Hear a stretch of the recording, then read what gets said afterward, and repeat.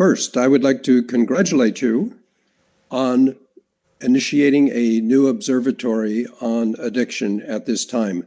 I think it is something that is highly needed.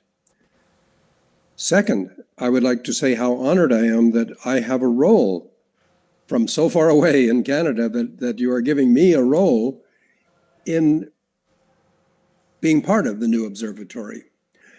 I would like to comment a little on our Canadian experience because I think it is very relevant to what you are doing here. We in Canada, of course, are under the influence in everything of the United States because we are so close. We are very, very close.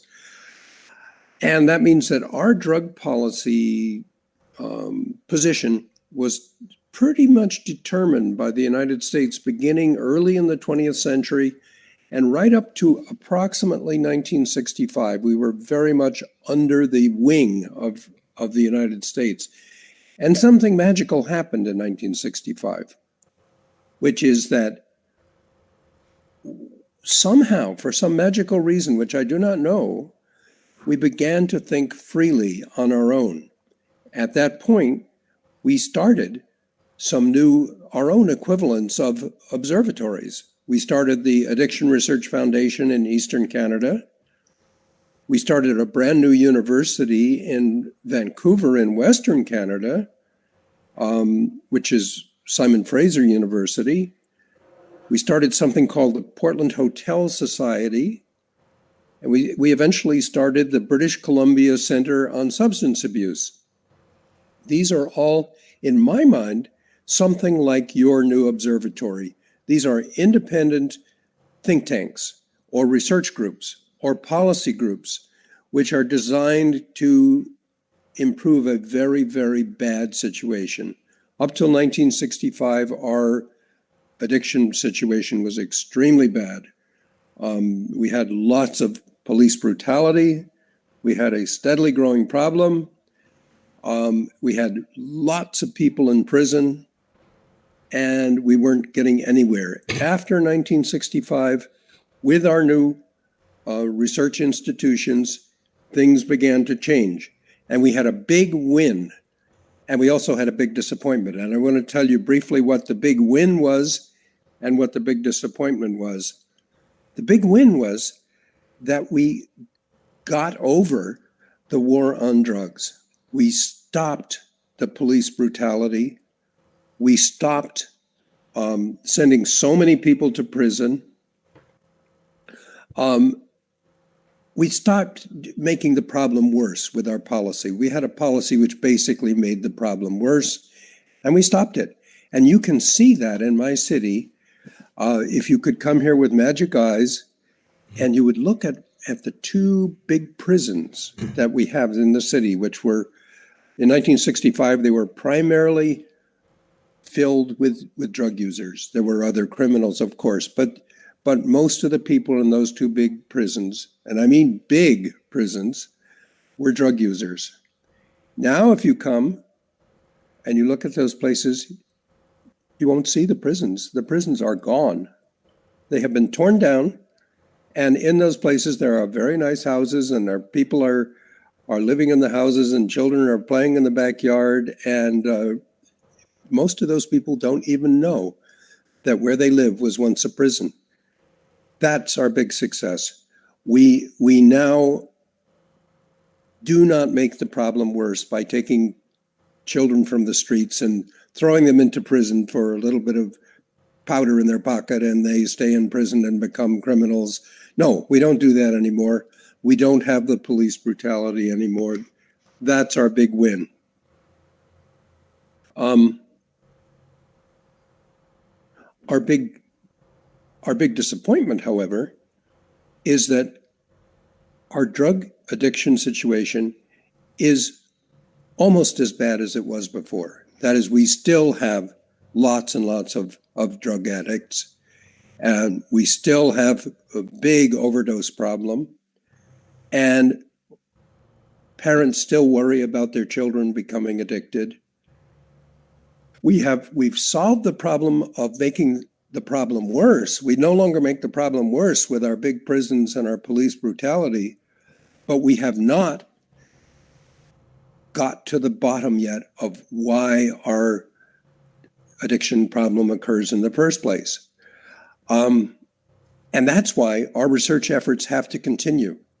Even though we did a lot of research, we did a lot of policy activism after 1965, and all that led to a major success, we are now continuing because we have another success that we haven't had yet. And that is, we have to be able to understand where addiction comes from. Now, we have a clue. We have a big clue, which is that we no longer think that it comes from drugs. We used to think that there were devils in the drugs, and that the devils would somehow click a switch in a person's brain and transform a normal person into a drug addict. We used to believe that, but our research is very clear. That's not what happens. We now know that there's nothing all that special about these particular drugs that are our drugs of addiction. The devil is not in the drugs.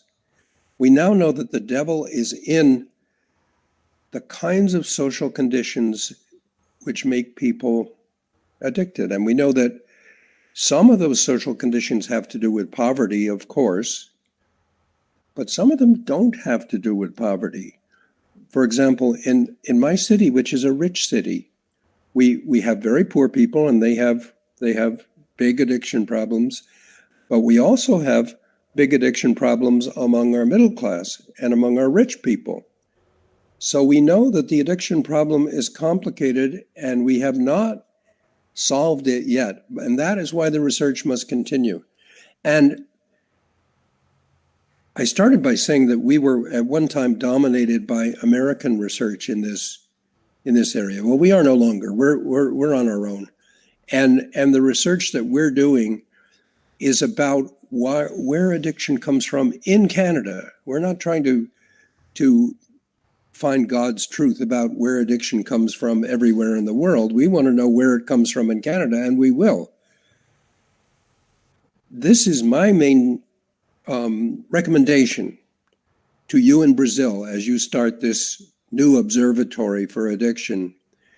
Make sure, in my opinion, you should make sure that your research is oriented towards Brazil. Where does the addiction come from in Brazil, or in a particular part of Brazil where the observatory will be located? Make sure the research speaks to the real people in real situations and is not done in terms of ideology or an attempt to find a great metaphysical solution to problems. Make sure that the research speaks to the problem right where you are.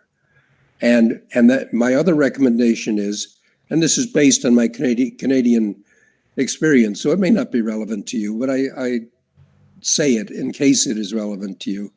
My other experience is that make sure that your observatory includes lots of input from people who are not part of government and people who are not part of professional associations. In other words, from people, from people from the streets, from people who are dealing with problems, because they have a particular kind of wisdom, which is what you must find. Now, this is not to say that you should pay no attention to professionals. I'm a professional psychologist myself. Of course, you should pay attention to professionals, but my hope is that your observatory will be open to all kinds of input from many kinds of people. Thank you very much.